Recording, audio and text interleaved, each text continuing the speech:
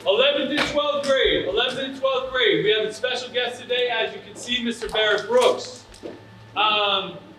Ms. Bowser is going to introduce him in a minute, but before we do that, I have a few things I need to quickly remind you of. Today is Monday, April 22nd. We have 8 weeks until the end of the school year for our 11th graders. That's 8 weeks to get your grades where you need them to be. Remember, we've talked about this all year. The most important thing that you put on your transcript, that colleges are going to see when you're applying to college, which is very, very, very close now, is your 11th grade year. So you have 8 weeks to get it right. If it already is right, 8 weeks to maintain. If it's not where it needs to be, you have 8 more weeks to get it to where it needs to be, right? So it's getting warm out. We have a lot of stuff going on, a lot of fun stuff happening, but we need to maintain our focus first and foremost on those grades. Seniors, you're in a different boat. Some of you have a lot of work to do over these next 8 weeks. Some of you have been doing what you're supposed to do for 4 years, so maybe you don't. But we all got to make sure that our grades, what we need to do academically, all of those things we take care of. Seniors, we'll talk in more detail on Wednesday when we meet about our upcoming year-end events. We'll talk about, for those of you who aren't yet qualified for graduation, we'll talk about what you need to do. But I want you all to have that mindset over these next 8 weeks that we got to take care of business. We need to finish this school year on a very positive note. And our guest, Mr. Brooks, is going to help us put us in the right frame of mind for that. So I'm going to ask Ms. Bowser to come up, and she's going to speak for a few minutes, and then we're going to introduce our special guest. Thank you, guys. Good afternoon, STEM Academy. You can be louder, can't you? Good afternoon. Good afternoon. Thank you. For those of you, hey Trey. For those of you that don't know me, and I think I know a lot of you in here, but I will get to know you. Hey. I am Ms. Bowser. I'm the social emotional learning coordinator for the district. So I go into all 7 schools. You may have seen me in some of your classrooms here and there when you guys do your positive action lessons on Fridays and your social studies classes. So this is all I'm going to say. I'm not going to stand up here for a long time because I want to respect everybody's time. But social emotional learning is about the fact that you never know what somebody is going through, right? You could be smiling on the outside and crying on the inside, or you could be angry. You never know somebody's true life story and what they have been through, right? For example, you see me up here, I may look like I'm successful. Do you have any idea how my childhood was? Probably not, right? So it's the same type of thing, basically, especially with you guys being juniors and seniors moving forward in life. The people that are next to you around the room and your future endeavors, you never know what somebody went through. The person sitting next to you could have had the same types of challenges that you have had. But what I'm going to say to you, and you're going to hear this a lot today, guys, never let anybody come in your way of being who you are able to be. All of you in this room are capable. Build those connections with people you trust. Build those relationships and focus on you. Don't worry about the drama. Don't worry about what people are saying about you. There's always going to be people that are against you. And if you let them affect you, then you're not going to go down the right path. And it's all about how you deal with things, okay? So that being said, I am honored and humbled to be able to introduce to you one of my good friends. His name is Barrett Brooks. You may have seen him on NBC. He does the Eagles pre- and post-game show. He has his own show from 6 to 6:30 called The Birds Huddle. He was drafted by the Philadelphia Eagles. He played for 12 years in the NFL, and he is a Super Bowl champion with the Pittsburgh Steelers. He played for 5 different teams in the NFL. And some of you may not be football fans, but all of us have a life story, and he's here to share his life story with you. So ladies and gentlemen, I'm gonna ask for you to please not talk while he's talking, because he will call you out. And please show your respect. He's gonna talk to you a little bit, then he's gonna show a little video, and then there's gonna be time for questions and some autograph signing, okay? So on that note, let's give him a big round of applause, Mr. Barrett.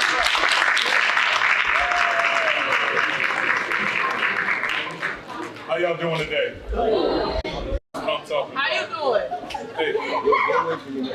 I got y'all out of class, right? Sounds like you're there. Y'all good, right? All I'm saying, I'm not here to preach to you.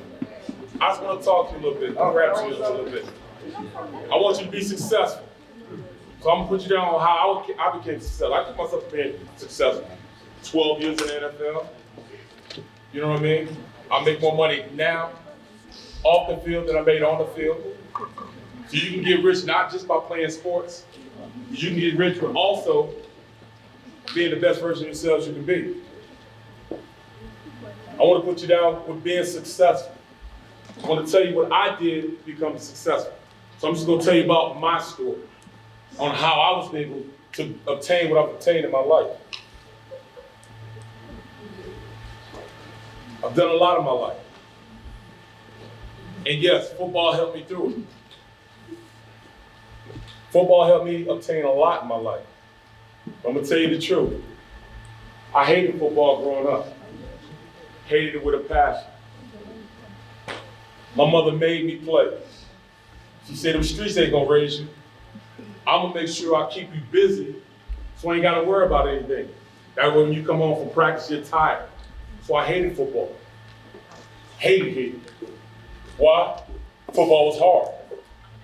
Running, lifting, hitting people. Didn't want to play it. In fact, I want to play basketball. I want to be the next Barrett. But I stopped growing, and plus I like to eat too much. I enjoy burgers. I enjoy Dunkin' Donuts. I enjoy eating. So I kind of ate my way out of a basketball uniform. I had to go with what's going to pay the bills. But even then, my junior year, I quit football. But I'll get into that later. I'll tell you a little more about myself. I'm from St. Louis, a small borough in St. Louis called Kinloch. Kinloch had the 5th highest crime rate per capita in the United States. Y'all think some of these places around here bad? Ain't got nothing on St. Louis, especially in Kinloch. Kinloch's so bad, we didn't even have a police department. They ran the police department up out of there. We were policed by the county. That's how bad it was. But, you know what I'm saying? It didn't seem like that when I was growing up. In fact, you know, I grew up in a time where we were so poor, we were in Section A. We were in Section A apartments. Our rent was $37 a month, and we were still 3 months behind them. That's how bad it was. Excuse me. I guess y'all already rich. You already know what you're talking about, huh? I'm trying to put you down with something. I'm gonna ask you to just listen to me.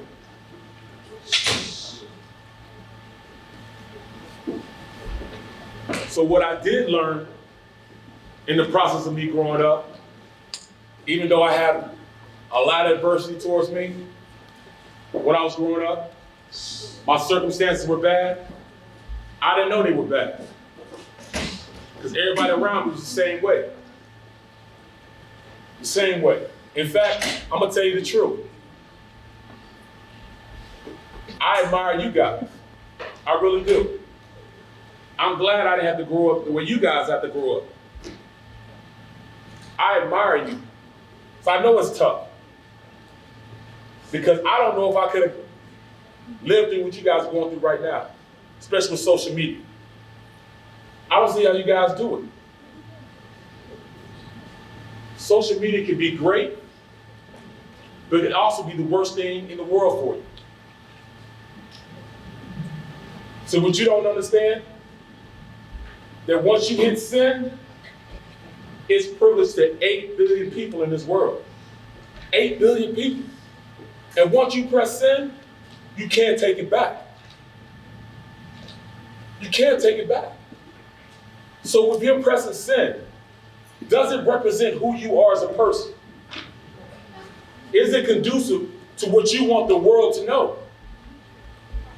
I hope you guys realize when you press sin and you send it out to the world, even though you're in 11th to 12th grade now, this is going to directly affect you going to school, as far as college.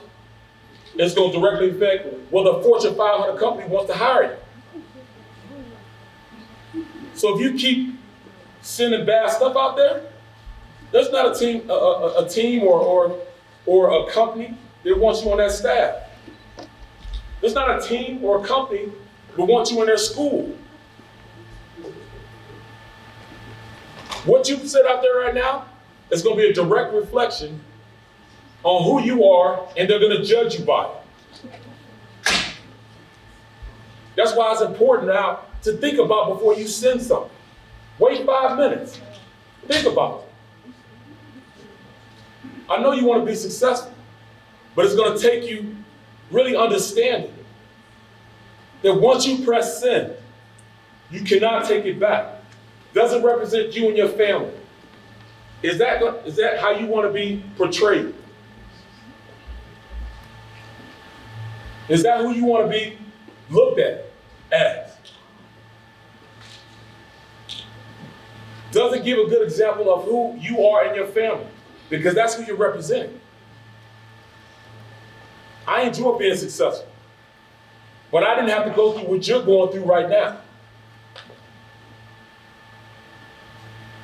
They're not just going to go back to your senior and junior year, but they're going to go back to 6 years old when all this started. They're going to look back to as far as that to see, is this somebody I want in my company, or I want in my school, or I want on my team? So I just want to make you aware that it's not just what you're affecting yourself right now, but it's going to hurt you later on in life, or it can make you money later on in life. Depends on what you're putting out there. So before you press send, just think about it. Just think about it. Because like I said, I hated football growing up. Didn't want to play. My mom made me play. Long story long, I quit my junior year. The first and only thing I ever quit in my life. The only thing that I regret in my life, I quit football. I quit on my brothers. They went to state that year. They lost state. I like to think if I was playing, we'd have won state. But I quit on it. And I promise from that point on that whatever I do, I'm going to do it to the best of my ability. And that's the way I live right now. Everything I do it to the best of my ability. Me talking to you right now, I'm doing it to the best of my ability. Me being a man, father, me being a husband. I do it to the best of my ability. Ain't nothing I can't accomplish in life. Nothing. I can accomplish anything I want to do, because whatever I do it to the best of my ability. Whatever I do. I was able to excel and be the best version of myself, because whatever I do it to the best of my ability. Whatever I do. I got drafted in the 2nd round by the Philadelphia Eagles. 2nd round. And this is somebody who didn't even like football. I didn't like football until I got my first check. Then I started loving football once I got that first check. Then it got real.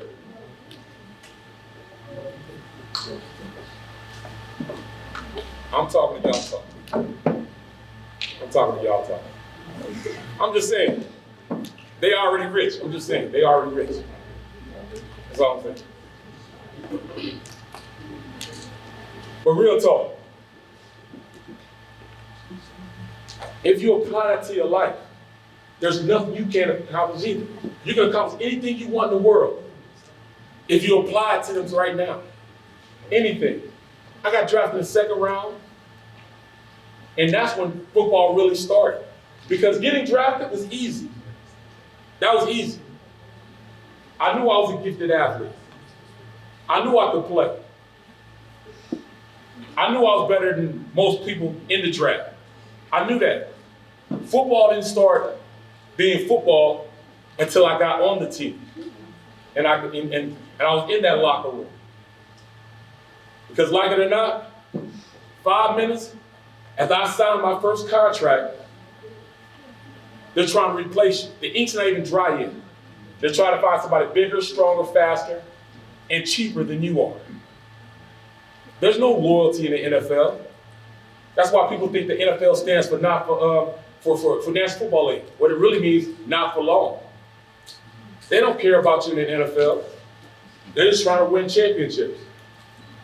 So all they're doing is trying to find their next crop that they can use to win a championship. And if you don't help do that, they'll get you up out of there.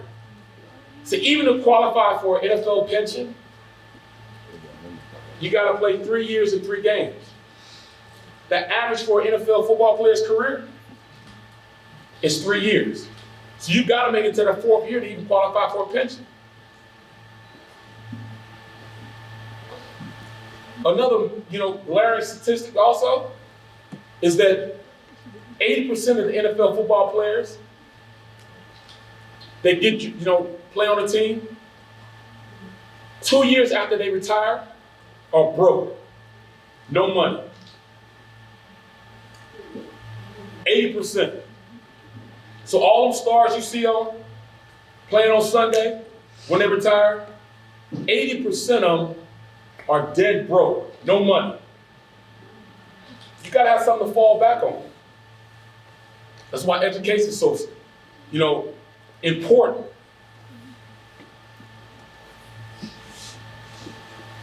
It's so important. You need something to fall back on.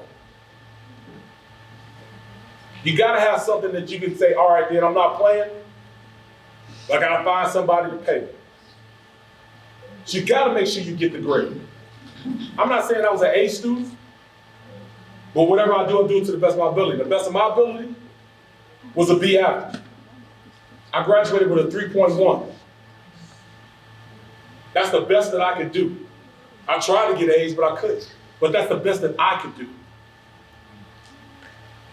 Whatever I do it to the best of my ability. You gotta have something to fall back on. That's why now, I make more off the field than I make on the field. My first contract was 4 years, $1.7 million. I had a signing bonus of $425,000. Today, in fact, on Thursday, when these guys get drafted, because the draft is on Thursday, I gotta cover that. A 2nd round pick, they're gonna sign a contract 4 years, $12 million. $12 million. I only made $17 million my entire NFL football career. And that's playing 12 years. I know that sounds like a lot, but it's not really a lot when you think that when you're an NFL football player or a basketball player or anybody like that, when you get into the tax bracket that they're in, when you make $1 million, you're only taking home $500,000. You making $10 million, you're only bringing home $5 million. They get half of what they say. Half. Uncle Sam, FICA, all that stuff, they take all your money. And then you gotta pay taxes on that. So that's why a lot of these guys are broke 2 years after they play. One thing I also did is made sure I established great relationships throughout my time in high school, college, and in the NFL. Y'all need to do the same thing. These relationships you have now, if they're not helping you, then why be in a relationship with them? Why have a friend that's gonna bring you down? Right. Why have a friend that's not helping you be the best version of yourself you can be. You gotta be lifted as you climb. That's important. When you're doing better, you gotta bring up a person with you. Make sure they're doing better. And they do the same thing. Relationships get you so far. Relationship can help you out a lot. I was never that guy that, I was a thug or anything like that. There was none of that going on in my household. I couldn't, because I had people in my life that would set me straight. If the relationships in your life right now aren't setting you straight or keeping you on the right path, then why be in those relationships? If a friend can't help you and he's hurting you, you may not need to be with that friend. Right now, you guys are juniors and seniors. You're right on the cusp of being in the real world. You gotta make sure that you establish relationships that are gonna be conducive to you being the best person you can be. You got to. I've had those type of relationships. In fact, I had a relationship with this guy named Barrett. He showed me there's more to life than where I was in Kinlock. He showed me there was a life outside of St. Louis. I still have a relationship with him right now. I want to show you a little story that I have that he really helped me be the best version of myself I could be. Watch this real fast.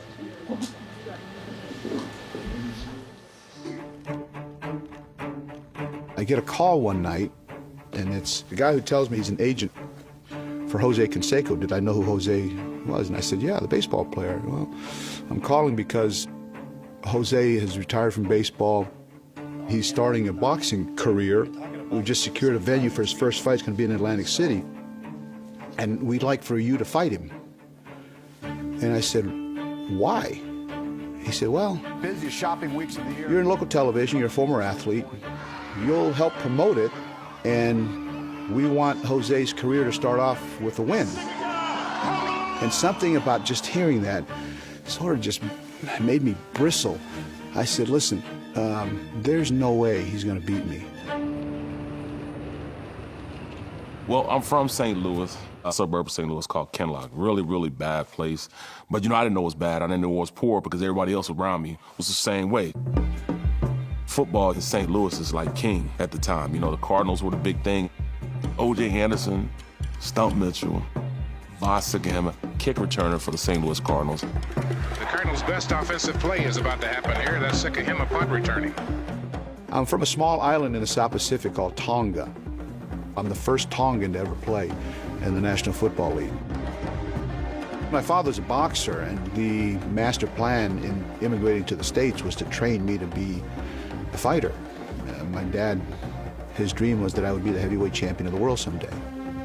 The style that he taught me, he called it Philly style. It was patterned after Joe Frazier. Frazier was a smaller guy. My father's 5'10", I'm 5'8". He didn't think I'd ever get any taller than him. So he said that the way we're going to fight is to take away the taller man's reach, bring that left hook and catch somebody in the jaw. The left hook, bam, double left hook. So I fought Golden Gloves as a kid, close to 80 amateur fights. At 14, my boxing career ended, primarily because I went to high school and found out how to play football.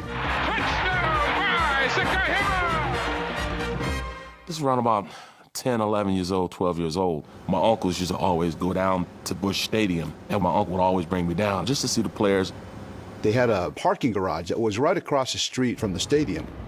Every game day, there were packs of kids who would follow you out as you cross the street and walk in. He only stood out for one simple reason. He was wearing a pair of shoes that was clearly too small for his feet.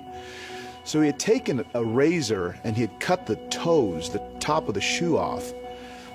And he had socks on, but you see that his toes were sticking out. And it was late in the season, so it was cold. So he sees that, he said, man, come on, come with me. So he walks me in to Busch Stadium. It's the first time I've been to a place like this. He walks me into the locker room. I asked him what size he wears, and he said, we're a size 12. I said, what size are those shoes? And he said 10 and a half. So I went over and grabbed turf shoes so he could wear them as tennis shoes. Roos. Kangaroos was the name of the brand. Walter Payton was the #1 endorser. That's what I remember. You know, I wouldn't have remembered his name. I wouldn't have remembered what he looked like. I just remember he was a big kid who would cut out the toes of his shoes. After all this happens, I'm in that locker room and I'm in amazement. And I'm like, I can't believe this just happened. I was talking to Voss again. He picked me out of all these kids. From that point on, I definitely followed his career. Made sure I knew where he was. Touchdown! I remember he came to Philly. Then he did the famous return, boxing the goalpost. The goalpost padding was blue. It just so happened that as a kid, the heavy bag that we worked on was blue. So I went over there because I knew my father would get a kick out of it. Boy, Sekahema is punching the goalpost. He's so happy. Didn't take long to get into the locker room. The media came in. Man, that was awesome. Rocky Balboa, Joe Frazier. This is a fight town. You understand what this means in Philadelphia? I said, yeah, that's right. It's a fight town, and I'm part of it. Here comes Landon and Trey Boy and Dad. All right. People remember that one moment. Do you like Rocky? It sort of created this legend for me in Philadelphia. I only played 2 seasons for the Eagles, but people think I played here much longer, and they think I had a much better career than I did. Then I retired as I got hired by a local TV station. The NBC station in Philadelphia hired me to do weekend sports and to report 3 days a week. Well, in high school, my freshman year, sophomore year, I played varsity. My junior year comes around. I was like, you know what? I don't feel like playing anymore. So I quit. Didn't even play my junior year of football. Went straight to basketball. In fact, I wanted to be the next Charles Barkley. But I wasn't going to go any. I had Division II schools calling me for basketball, no D1 schools. So, I mean, I was like, all right, well, I guess I got to go with what's going to send me to school. The Eagles were on the clock, and they've selected an offensive lineman, the tackle out of Kansas State, Barrett Brooks. The next day, all the draft picks fly to the teams they got drafted at.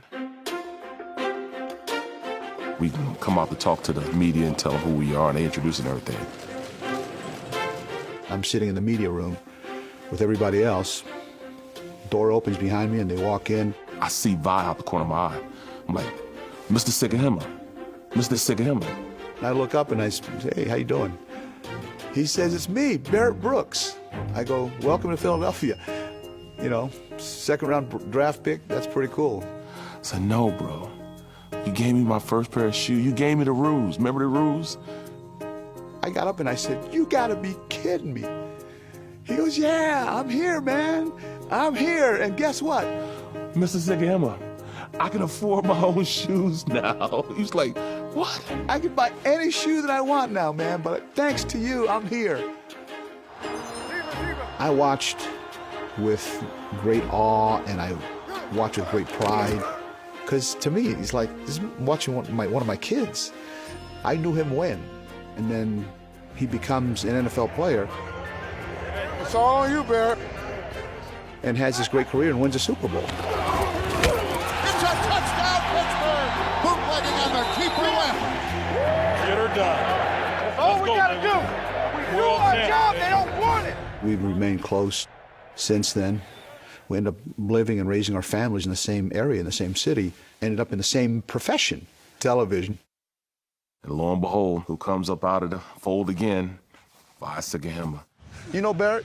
Got me pointed in the right direction to polish what I'm doing in my craft. We met when he was 12 years old, my rookie year in St. Louis. He was a 12-year-old kid. He used to come and hang around. It's been one of those fun little stories that we've had that Barrett and I have shared. And we reconnected. We've been friends ever since, So Irving Fryer came and approached us and said, hey, can you come to my church and tell that story? Yeah, sure. When we tell the story, at the conclusion of the story, he calls a couple of kids up and he presents shoes to 2 little boys that were brothers, and he says, I'm going to do for you what Vi did for me. You guys take these shoes home and grow into them. Then he went on and talked about what growing into shoes means, being a man and growing into responsibility. I wanted those youth to understand that you never know who's going to be there to help you out. And when they help you out, you got to do the same thing in return. Play it forward. Are you aware he once boxed Jose Canseco for charity? Yes, of course. You know, we went down there and it lasted like a minute and a half. I hit him with a left hook and dropped him. He was in shock. But he was tailor-made for me, so it was it really was unfair for him that we ever got to the ring. In Philadelphia, we will chop you down. One more time for the champion. He's gonna give us all and everything, and I knew he was gonna make it happen. What a lot of people don't know about Vi is he gave his winnings, $5,000, to the widow and 3 kids of a Philadelphia police sergeant named Steve Lesbisky, who had been killed in the line of duty a few months before the fight. Now, I could definitely say he's my father away from home. You know, he's my father. My pops passed away, but guys like him, you know, they come once in a lifetime. That was 30 plus years ago, man. Walking in that locker room showed that there's more in this world. He showed me that I want to be a part of something as big as this. It hasn't been just his career that makes me proud of Barrett. I'm proud of Barrett for who he is, for the kind of person that he became. Barrett graduated with a degree from Kansas State. He's got an MBA. I'm proud of the kind of husband and kind of father that he is. That's what cemented our relationship.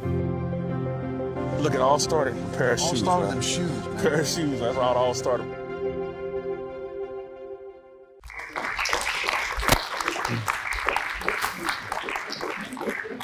So you never know who can influence you, but you always gotta be the best version of yourself to accept that type of help as you're looking as you climb.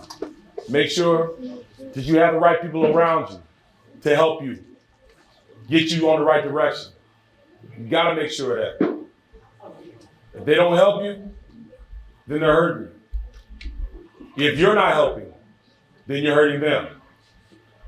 Have relationships in your life that will help you take it to that next level. I was able to have that type of relationship with Vi. You gotta lift as you climb.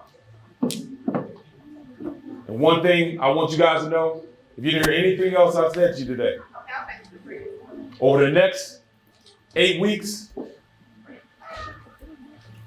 try it. Be the best version of yourself you could be. Whatever you do it to the best of your ability. Try for this 8-week period. Do it to the best of your ability. I guarantee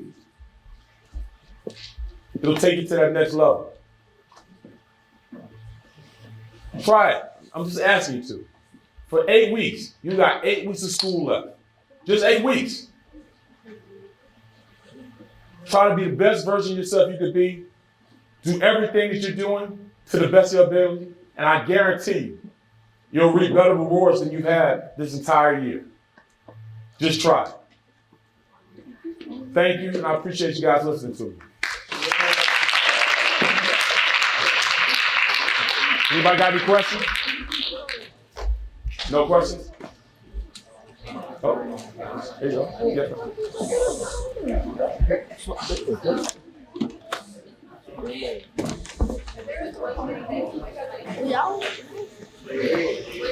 She asked a good question. Is there one thing that somebody could have told me that would have helped me my junior and senior year? Of course, whatever I do it to the best of my ability. But I think the biggest thing was that the grades that I had then, I could have done a lot better. Like I said, I didn't get that mantra of doing the best of my ability until after my junior year. But the grades that I had almost kept me from going to Kansas State University. Yes, it's a state college, but it's one of those colleges that you gotta make sure you get accepted in, and you gotta have grades that reflect. Because it's an agriculture school, and you can't just have regular grades. Yes, I had a 3.1, but it was a 3.0 in order to qualify to get into Kansas State at that time. So I was a single point away from not being able to go to Kansas State. And the only reason I went to Kansas State was they were going to be playing basketball and football. I could have went to any college I want to in the country. USC, UCLA, Penn State, Miami. I had a scholarship. I could have went to Nebraska. At the time, Nebraska, Oklahoma, and Miami were the 3 top teams in the country. I could have went to any of them, but I went to Kansas State because I could play basketball and football. I only played 1 year, but that's why I went to Kansas State.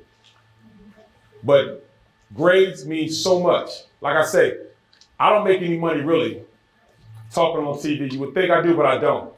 I make 3 times more than what I made in the NFL because I own healthcare agencies. I send out aides and nurses to different people to help the elderly, sick, and I make a whole lot of money doing that. And that's not me being on the football field and banging my head. That's me being smart and making sure I cross my T's and dot my I's. I have an MBA in healthcare administration and finance. That's where I make my money at. There's nothing stopping you all from being the same way. You guys put your pants on, your shirts on just like I do. But it takes you going out there and making sure that you be the best version of yourself you can be, get the best grades you can get, and make sure that you do everything to the best of your ability. Any other questions?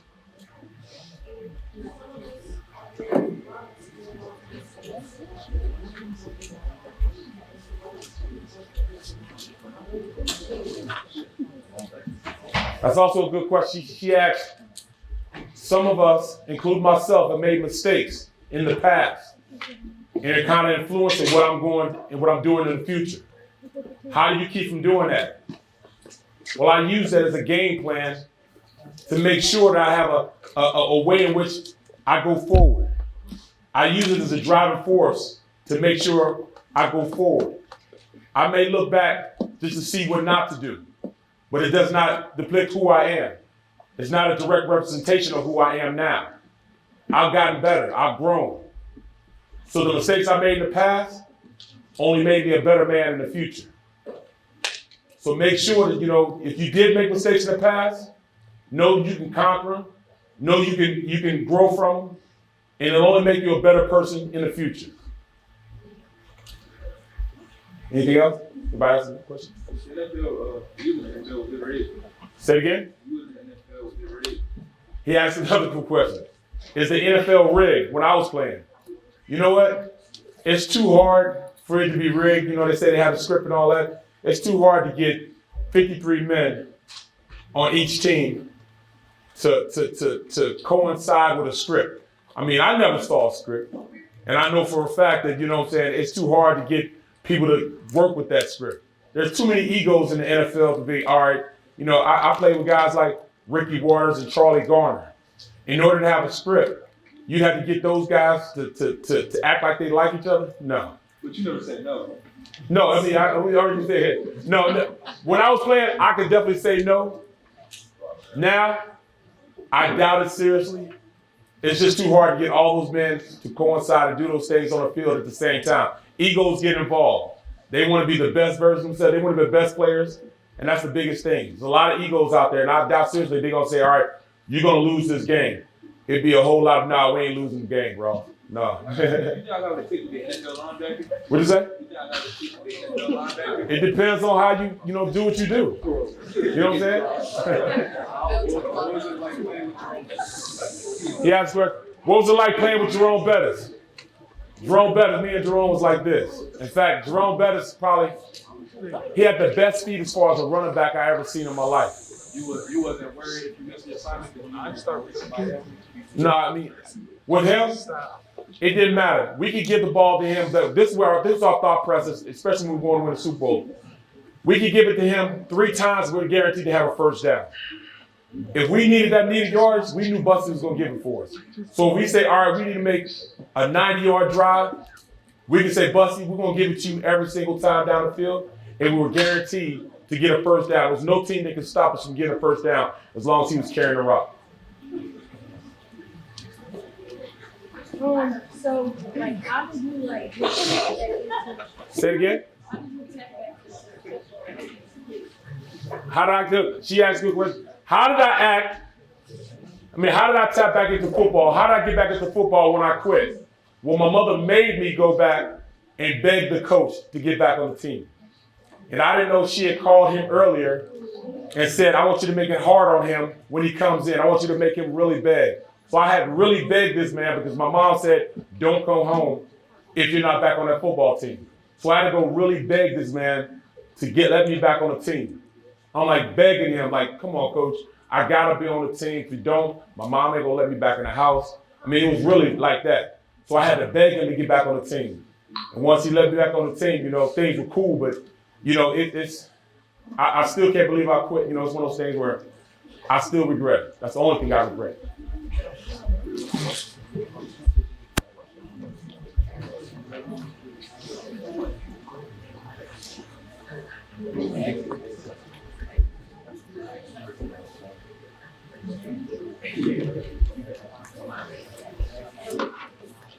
Okay.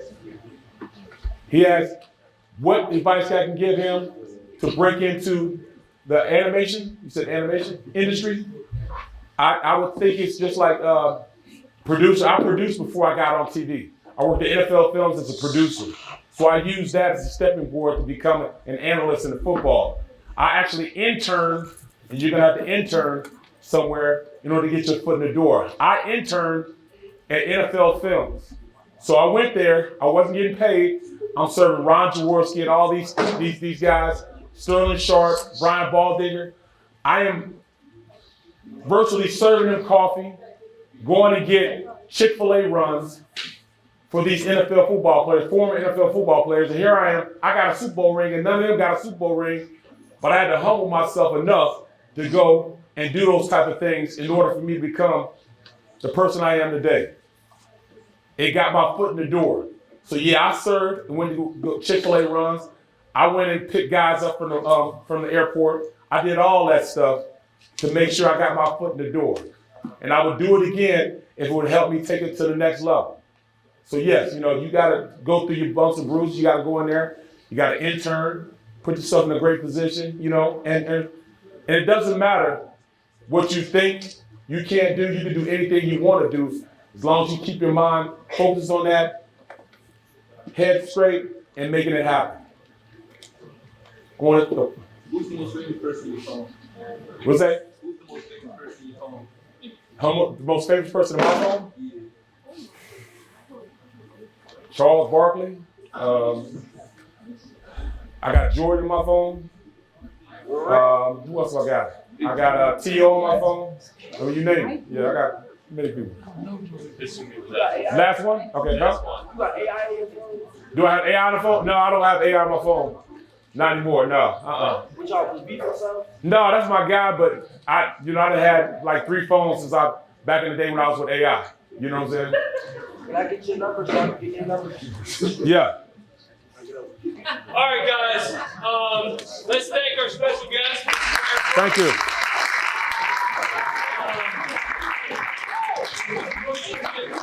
If you would like to stop and get an autograph from Mr. Brooks on his way out, you can certainly do that. If not, we're headed back to the So first of all, is it still morning? It's still morning. Good morning, gentlemen. Good morning. How are you? Good. So by show of hands, how many of you are in group with me? Raise your hand. Okay. So those of you that are not, I just want to do a couple of things, and we're going to kind of recap on what we did last time, and then I'm going to introduce you to our special guest. Some of you already met him this morning. Some of you will see him later. So for those of you that don't know me, I'm Ms. Bowser, and I'm the Social Emotional Learning Coordinator for the district. Besides doing everything that I do at all 7 schools, what I really focus on, and some of you heard me say this already, is what you're going through in life and things and places that you've been and things that you've experienced will affect you for the rest of your life, okay? Your thoughts and your feelings that you're experiencing, if you don't learn how to express them, control them, get them out, then it could really affect you across the board. So we started these groups. I've been doing it at Chester High School for 2 years. I just started at STEM, and hopefully we continue. And it's really important. One of the 5 core competencies of social emotional learning is self-awareness and self-management. And all of you being athletes, can you relate?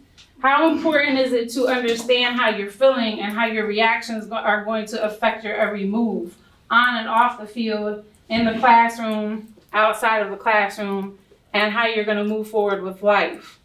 So real quickly, and I don't want this to take long because I don't want to take his time, but I think it's really important to always do a check-in.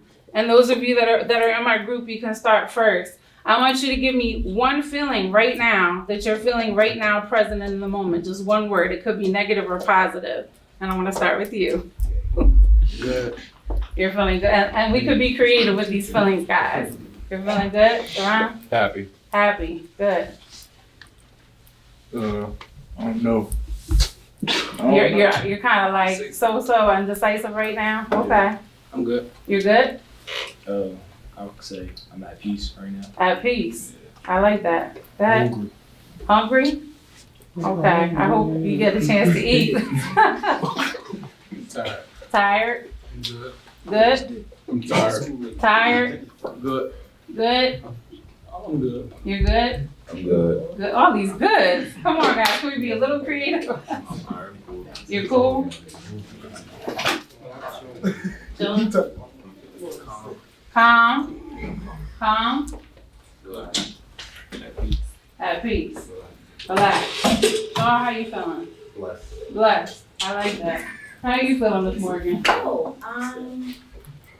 content. Content. Miss Cotton, how you feeling? I feel good. You feel good? Barrett, how you feeling? Activated. Activated. I like that.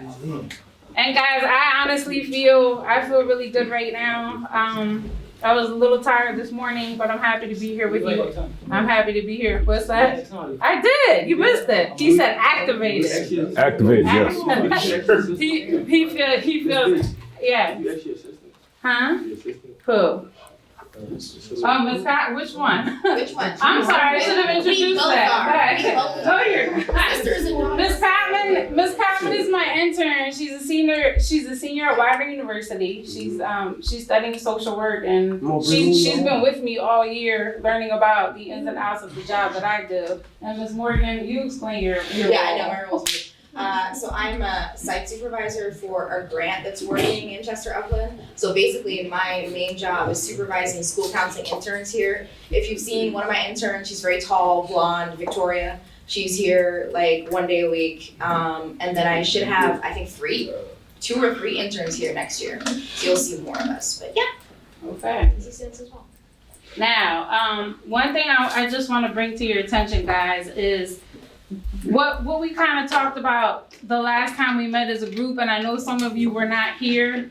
Do you remember the activity that we did with the writing? What did we write about? I know I'm asking you to think back. I wish my teachers knew. I wish my teacher knew, and I wish my coaches knew. And that activity really, I think, got you guys thinking, those of you that were in the group. Am I right about that? And you were able to process how you were feeling as you were writing about it. For those of you that were not in a group, it gave us a chance to put our thoughts and feelings on paper, okay? Because a lot of times what happens is we hold things in, and we don't have that trusting person, or we don't have a friend or a teacher or a parent or whomever that we can go to and talk to about how we're feeling. And like I said again, you never know what somebody's going through. The person sitting next to you, and I'm using the same analogy that I used in group last time, but you guys are all teammates, right? Do you think you know each other? Do you really think you know each other? You do? So you know what happened to the person sitting next to you when they were 3 years old? Some of you may, some of you may not. But my point is, you really think that you know people, but do you really know what they went through, what they're currently going through emotionally with their families at home? You know each other as athletes and friends and things of that nature, but there's so much more behind it than that, okay? So one thing I always start with is a quote that I'm gonna just pull out of my pocket because I have it. I'm gonna read you 2 quotes, and we're just gonna talk about it real quick. You tell me what your thoughts are and your synopsis. So the first one, they're both very similar. You never know what people are going through. And sometimes the people with the biggest smiles are struggling the most. You never know what people are going through. Sometimes the people with the biggest smiles are struggling the most. Talk to me. What does that mean? I know somebody has something to say. They're putting on a front, exactly. How many of you have ever been going through stuff inside, but you still walk around like everything's fine? Raise your hand. Right. I think we probably all have. But what we don't realize is how detrimental that is to us, because all of that emotion is building up, okay? So that just goes to show that you never know what somebody's going through. They may be smiling, they may be angry on the inside, they may be crying on the inside, okay? So one little action of kindness goes a long way.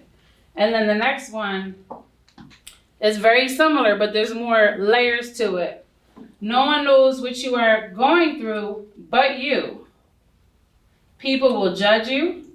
People will talk about you. People will point fingers at you, blame you, etc. Do what's in your heart. Walk your own path. Be your own person. Their opinion of you is just that. It's their opinion of you. Ask yourself, does it really matter what they think? Never let anyone steal your joy. Let that marinate for a minute. What does that mean to you? Think about your life. Think about your future. Go ahead. Don't let anybody affect how you move in life. Don't let anyone affect how you move in life. Let me ask you a question. How many times have things stirred up on and off the field because of what somebody says about you or about someone that you care about?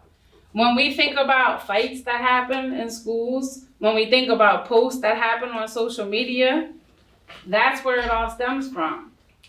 But everybody feels a need to take it personally and retaliate. But if we didn't let that affect us, do you know how different things would be? Yeah. And sometimes it's hard. I say it's the poking effect, right? If I stood here and I poked Barrett like 30 times, how long do you think he could ignore me before he wants to, smack me in my face? That's what people do. That's what bullies do. That's what people do. They always want to try to get through to you. And the thing about it is the stronger person is the person that could just take it, ignore it, and walk away. Focus on themselves. Follow your own path, right? All of you have bright futures ahead of you. How many seniors are in the room? How many 11th graders? How many 10th graders? How many freshmen? All right. Some of you have a year. Some of you have 3 years left. Make it the best that you can. And you'll hear him talk about it. Some of you already did. Do things to the best of your ability. And that's my segue. So I would like to give you guys to give a round of applause to my good friend over here, Mr. Barrett Brooks. What's going on, fellas? I just basically come here, because, man, I can remember being in your place right now, sitting in the seat right now. And I never had anybody, really, when I was playing, to come in and speak to me, from a college level or not even, let alone a pro level, but I feel as though it's important for me to come back and talk to you guys and let you know and put you on game. There are a lot of people right now that envy you.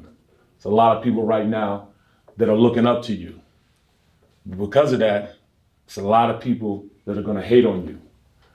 A lot of people are going to try to steal your joy, steal your success. Right now, you guys are in the transition period of being a great, great team, great team. I see a young team here, talented team, very talented team. I've heard things about you, the birds out there chirping. But what comes with that? It's a lot of jealousy. There's gonna be a lot of people trying to talk about you. It's gonna be a lot of people want to get you out of your lane. You know what I'm saying? It's time now to come together as a team, really come together as a team and understand with great talent that comes with work ethic, there's gonna be a lot of hating on you guys. You know what I'm saying? But y'all just use that to focus. You know what I'm saying? Use that as your drive. Use that to do what you need to do to become the greatest team you can be. You don't worry about other teams and what they have or how good they are.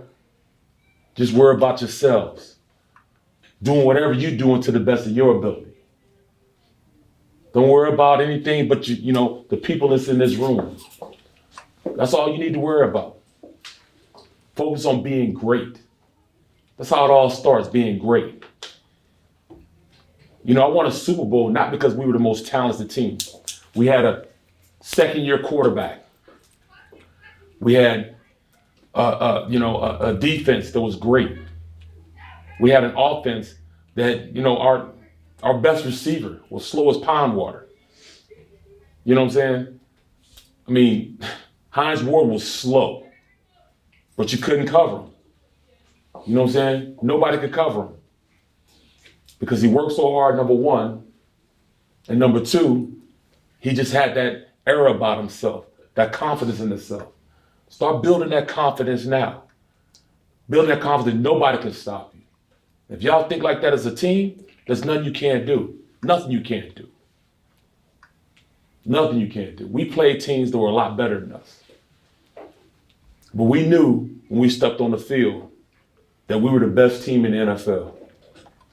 We knew it. You know where it started at? It started in practice. We used to practice so hard, realistically. It's honest to goodness opinion. We used to practice so hard that our head coach would tell us, hey, if y'all don't stop hitting each other like that, I'm gonna call practice up. I'm gonna call practice. I'm gonna send y'all in. That's the way we practice. Because number one, we knew we were playing against the best team in the league in practice on Wednesday, Thursday, and Friday. Coach Kyle would be like, hey, guys, I'm not gonna tell you again. This is a walkthrough. We're not going full speed. But we only knew one speed.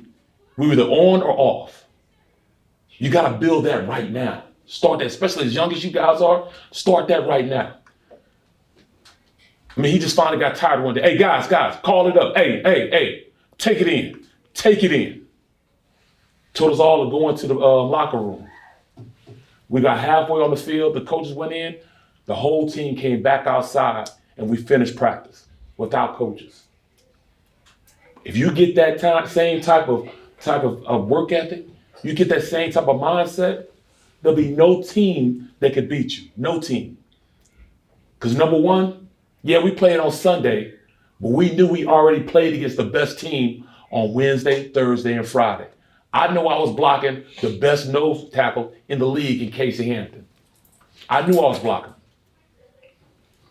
Joey Porter knew he was rushing against the best left tackle in the league in Marvell Smith. Big Ben knew he was trying to fake out the best safety in Troy Polamalu. It started in practice. It started with the people inside that locker room. That's where it started. If y'all get that work ethic right now, and it starts right now. In fact, I couldn't talk to a better day. Today's first day of spring ball.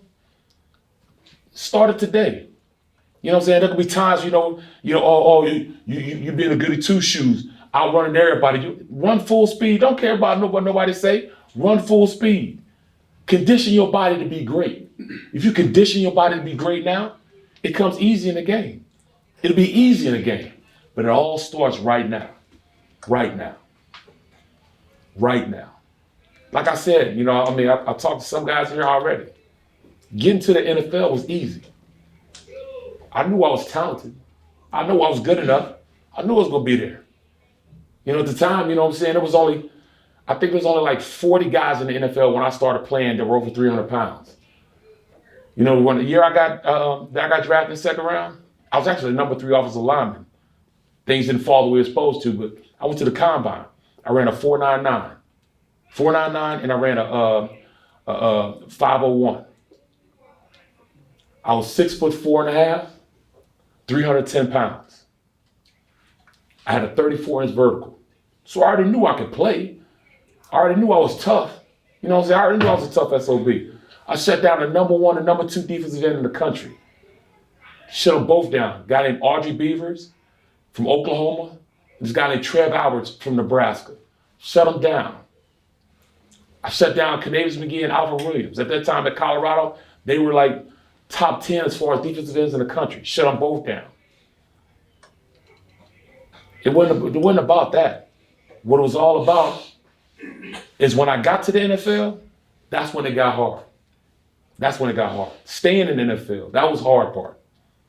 Because you don't understand, man, when you get on the NFL, 5 minutes after they sign you, the ink's not even dry yet that you signed your contract with.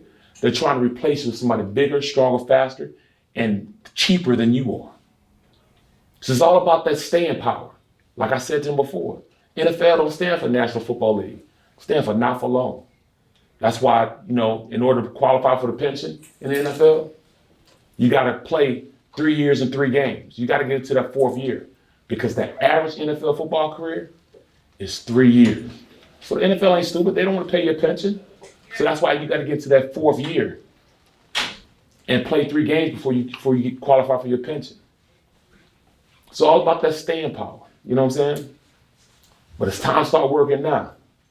You know what I mean? You'll hear from me later on. The 11th graders and 12th graders, you'll hear me later on. Whatever you do it to the best of your ability. You start that now, it make it real easy for you when you get in the game and you tired, you looking across from somebody. And as you look at him in his eyes, and he looking you in his eyes, I done already gave it all up, but I still got that extra, you know what I'm saying? Because my body's used to being conditioned like that. My body's used to being totally exhausted. So I could take that extra step. I could make that extra block because my body's used to being, just totally just taking it to the last straw and still got another last straw to take. So I took that extra step. That's what it's all about. When you think you can't do it anymore, you can't run another sprint, and then you go run that next sprint. And the next thing you know, it's added on. All right, I thought I couldn't run 10 sprints, but I just ran 12. I thought I couldn't run 12 sprints, I just ran 15. And as your body gets used to being physically drained like that and tired, it's gonna take you a lot longer to get physically drained and tired. Next thing you know, you looking at that guy, you looking your opponent in his eyes, you know he giving up. You know you've already just took his soul from him. That's when you know you've done your job. When you just took his heart and he can't do nothing about it.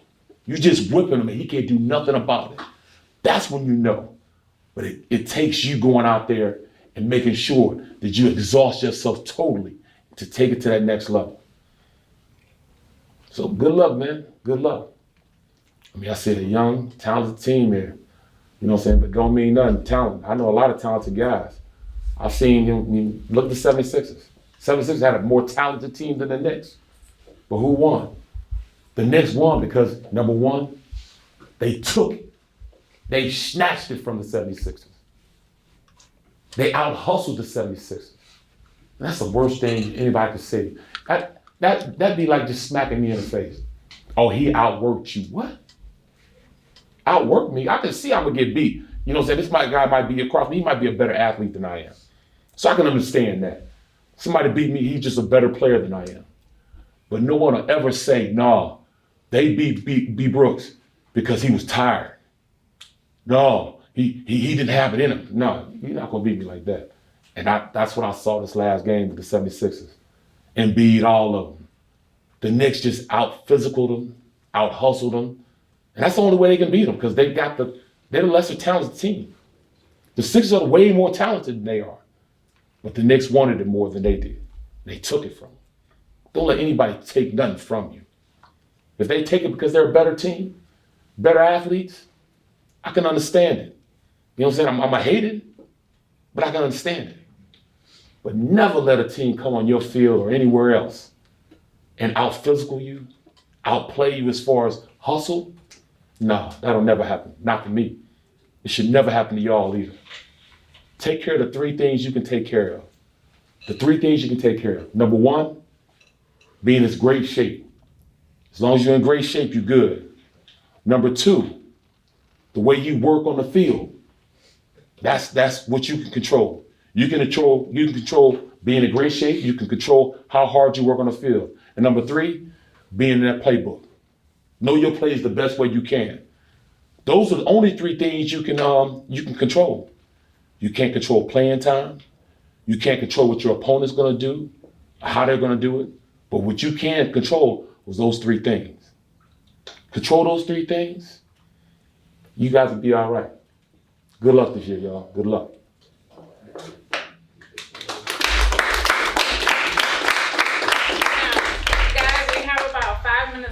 And this is your chance to, one-on-one questions. If you have any questions about his life, the NFL, whatever, it's your chance to ask. So please do that. The other thing is, I know he's gonna be signing later, but he has some pictures. If you want an autographed picture, he can do that now, so you don't have to, wait in the line later. So I want to open up the floor to any questions about education, school, NFL, whatever you want. I expect to see some hands raised. Somebody has to have a question. No, I mean, they know what they got to do now. You know what I'm saying? Starts today. Starts out there spring ball. It starts off. They know what to do. Questions, comments? You do? Oh, pictures, Yeah, cool. yeah. Yeah, it's cool. Oh, as a matter of fact, if we can get the team together, we'll do individual pictures, but we could do a team I have picture. a question. Okay. Yes, sir. Go. What did your everyday schedule look like as far as just being in college and being a college athlete? In college athlete, well, if you want to start like with spring ball, when we started spring ball, when spring ball started, we had to be up probably, 5 o'clock. We had to be at the stadium to do conditioning. When spring ball started, it was just conditioning. So we conditioned at, we had to be there 6 o'clock. So wake up at 5, be at the stadium by 6. You condition from 6 to 7, 7:15. So you condition was hour and 15 minutes. Then you go in and lift, and you're done with everything, and you got to be at class around 8 o'clock. You know what I'm saying? First class usually around 8 o'clock, 7 o'clock. And from there, you know what I'm saying, you go to class. Then all your classes have to be in. You have to have all your classes in between 7 and like 2:30. And once because you start practice, you got to be at the facility at least by 2:30, 3 o'clock. So if you hadn't lifted, if you didn't lift after you ran that morning, you have to lift then, or you go in, you have meetings before practice. So you meet from about 3:30, 4 o'clock. You meet for about an hour and 15 minutes, and they give you an install. Once they give you your install, you go out and practice for 2 hours. After that 2 hours, you come in, take a shower, you go in meetings, you meet for another hour, hour and a half, and then you go to dinner. You just press repeat. That's spring ball. You just do it that way, man. So you condition, lift weights, go to class, get there, meet again, you meet, get the install, go out and practice, take a shower, meet for another hour, hour and 15 minutes, and then you go home, But, then you get the NFL schedule. NFL schedule is like an average NFL schedule, I play for 5 teams. I would go in probably at 6:30, and I'll go in, I'll do contrasting. So, I'll jump in a hot whirlpool for 5 minutes, cold whirlpool 5 minutes, hot whirlpool 5 minutes. So I'll do that 3 times. Then I'll lift weights, and then I'll be in the meetings. We have meetings at 9 o'clock, from 9 till about 10:30. Then we have, 10:30 till 1 o'clock. You can do what you want to do. So some people lift weights, then you go to lunch. Then after lunch, you go out and practice. You go home. No school. You're the captain of your fate. You know what I'm saying? You do whatever it takes for you to do it, because you ain't got to go to class, but you want to be great. So you do little things, like in the NFL, once you get through practicing, you don't even run after practice, but you better be in shape for the game. So you see the veteran players who take care of their body, they'll be out there running wind sprints. And it takes a little while for those young guys to understand, them rookies and them second-year players, hey, let me start running too, so I can stay in shape. Because they're not going to tell you that. They're not going to tell you to run. They're not going to tell you to lift. They ain't going to tell you to be in shape. They ain't going to tell you none of that stuff. When you go to camp, you better be in shape. Because if you're not, they're not going to give you a chance to get in shape. Either you're in shape or they're going to cut you. Bottom line, they're going to cut you. I've seen guys come in in okay shape and they got their okay butts out of there. Cut them. So you got to come in shape, ready to play. They don't play around because you get paid all this money. You got to be in shape.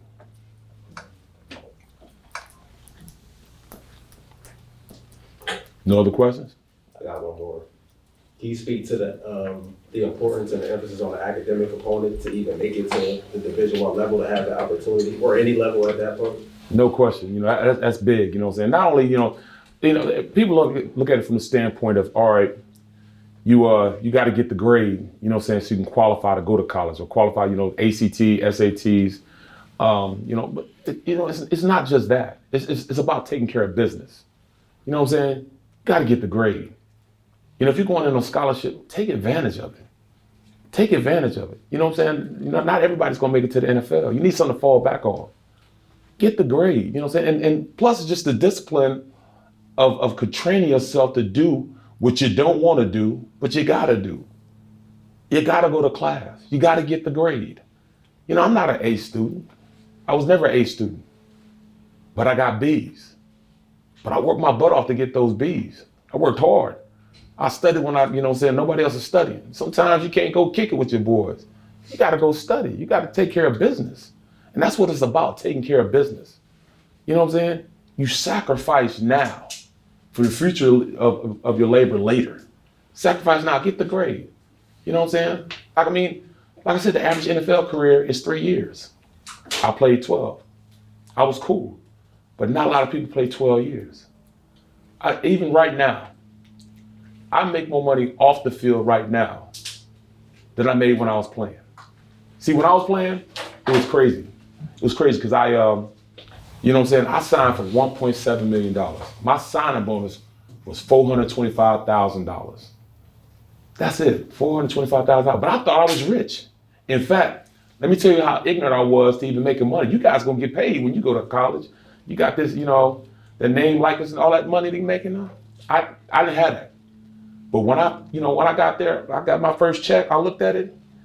I thought I was getting a check for $425 million. I looked at my check. It said $268,000. I was so ignorant. I looked at the back of the check, see if there was some more zeros on the back of it. I'm like, where'd all my money go? I didn't know anything about FICA. I didn't know anything about state taxes, federal tax. I didn't know anything about that stuff.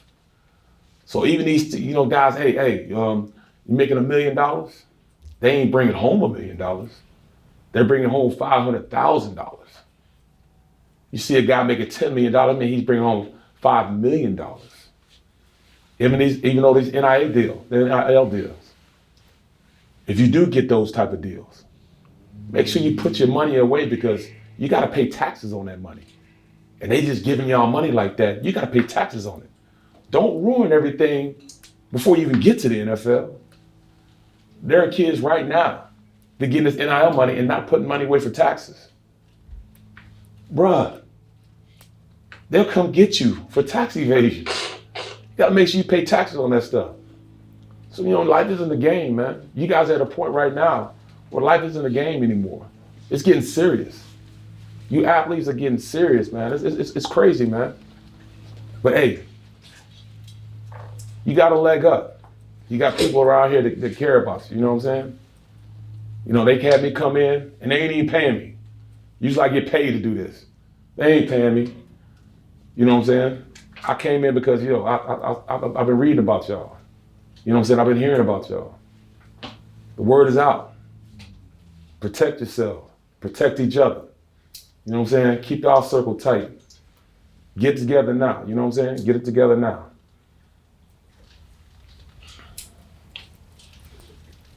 All right, y'all, I appreciate it. You know what I'm saying? Appreciate it. Good luck this season.